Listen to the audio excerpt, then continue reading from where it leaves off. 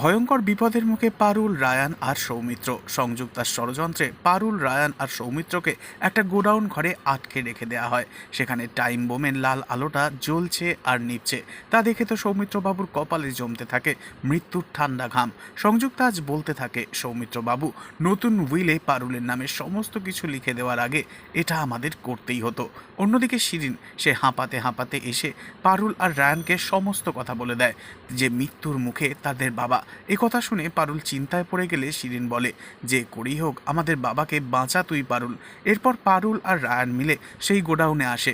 সৌমিত্র বাবু তাদেরকে দেখে খুব খুশি হয়, কিন্তু গুন্ডাদের আচমকার রডের আঘাতে পারুল আর রায়ান মাটিতে লুটিয়ে পড়ে। ঠিক তখনই টাইম বোমের টিকটিক আওয়াজ আরও জোরে শোনা যেতে থাকে। তিনজনকে একসাথে বেঁধে যখন চেয়ারে বসিয়ে রাখা হয়, এই দৃশ্য ল্যাপটপে দেখে সংযুক্তা হাসতে থাকে আর বলতে থাকে, কে বাঁচাবে এখন ওদের তিনজনকে। ঠিক তখনই দরজার পাল্লা ভেঙে গোডাউনের ভিতরে ঢুকে পড়ে পারুলের মা।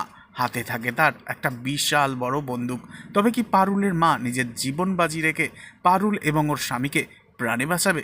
নেক্সট আপডেট নিয়ে ফিরছি খুব শীঘ্রই। ততক্ষণের জন্য সাবস্ক্রাইব করে আমাদের সাথেই থাকুন। ধন্যবাদ।